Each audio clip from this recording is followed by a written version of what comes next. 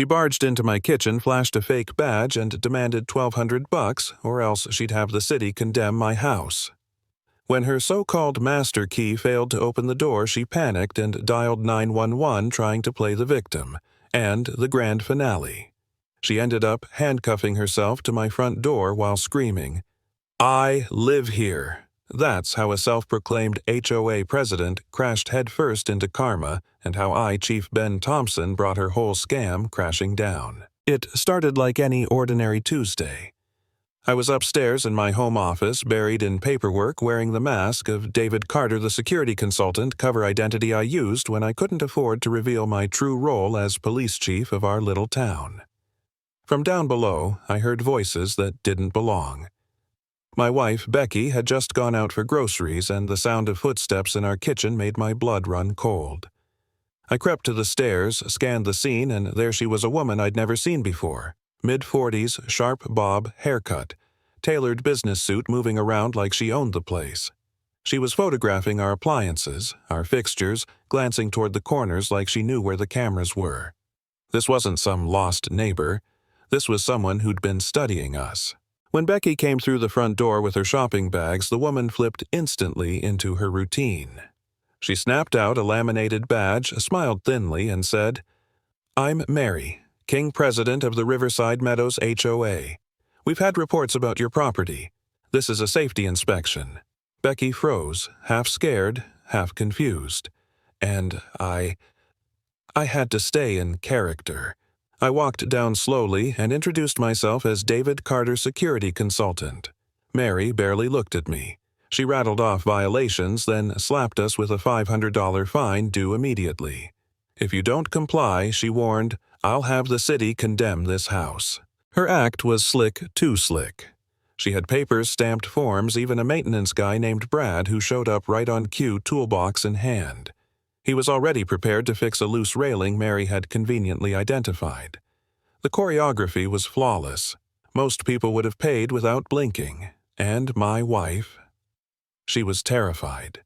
Against every fiber in my body, I let Becky hand over the money. I hated myself for it, but I needed Mary to believe we were just another scared suburban couple. Every detail she gave away, every slip, every fake form was evidence. Still, it burned.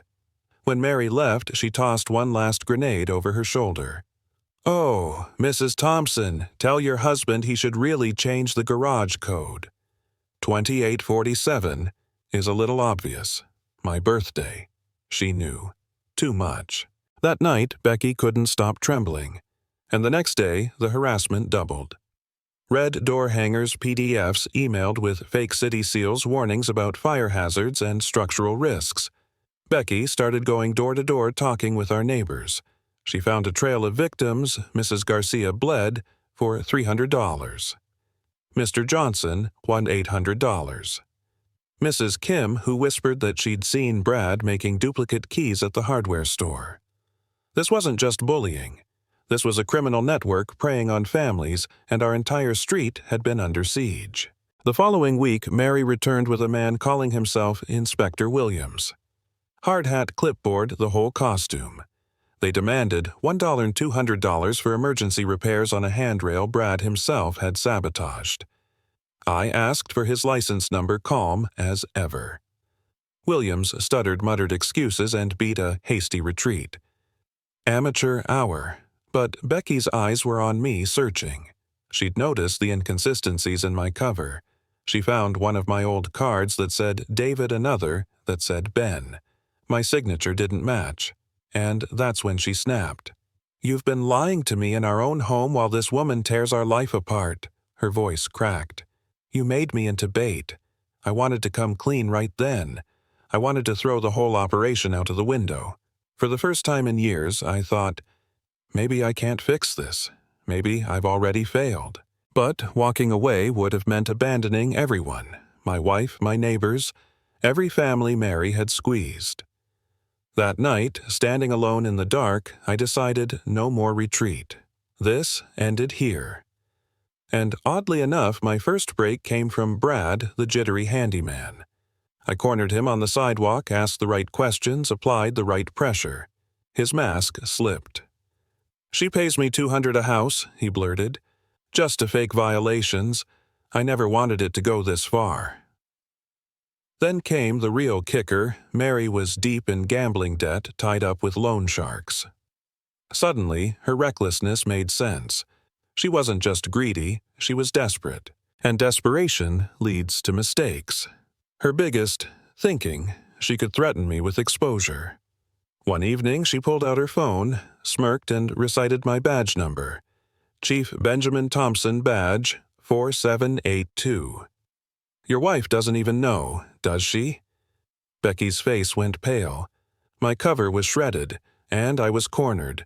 Becky's trust collapsed in an instant. "So, it's true," she whispered. "You've been lying about everything." I tried to explain operational security, the bigger case, but it sounded hollow even to me. That night, I sat on the porch drowning in guilt, staring at the stars, asking myself if I'd sacrificed my marriage for a case. For a moment, I wanted to drop it all. But then I pictured Garcia's wrinkled hands clutching her checkbook, Johnson's weary eyes, my wife's fear in our own kitchen. I couldn't quit. Not now. So I made the call. "Ryan, it's Chief Thompson. Tomorrow night we set a sting. She's armed with desperation. Don't underestimate her." My plan was simple. Leave the front door vulnerable lock, every exit funnel her into a trap. Brad, terrified of federal charges, agreed to hand her a duplicate key. Cameras in every room. Audio recorders hidden in vents. This time the predator was walking into my cage. At exactly 11 p.m., Mary arrived. Confident. Calculated. She let herself in with Brad's key tool bag over her shoulder. I watched on the monitors as she crept room to room, planting stripped wires, setting up fake hazards. Real ones, actually sparks that could have burned us alive. The calm precision was chilling. But when she turned toward the back door expecting an easy exit, the key jammed. She twisted, yanked. Nothing. Panic crept across her face. She pulled out her phone and dialed 911. Her voice cracked as she wailed, "I'm trapped. They locked me in. I'm the HOA president. I was inspecting." Every word was a confession. Dispatch recorded it all. Minutes later, Officer Ryan Mitchell rolled up body cam live. Mary bolted to the front door. Hair, wild eyes, frantic. "He's keeping me prisoner," she shrieked, pointing inside at me. Ryan's jaw dropped when he saw me standing there calmly. "Chief?" I nodded once. His training kicked in. "Ma'am, step aside." But Mary lost it. She lunged for Ryan's cuffs, tried to snap them on me, babbling about citizen's arrest. Instead, in her frenzy, she managed to clamp one cuff onto her own wrist and the other onto my front door handle. She yanked and screamed at the top of her lungs, "I live here! I live here!" The sight was so absurd it would have been comedy if it wasn't the culmination of months of terror. My neighbors peeked out through curtains wide-eyed as Mary rattled the door she was now shackled to, surrounded by the very evidence she had planted. Ryan secured the scene with professional calm. The body cam caught everything: Mary's tool bag, the sparking wires, the fake HOA forms, her desperate, self-cuffing meltdown. When he read her the charges, trespassing, fraud, impersonation, reckless endangerment, she went from shrill denial to hollow laughter. "You think this was just about your street?" "You have no idea," she muttered.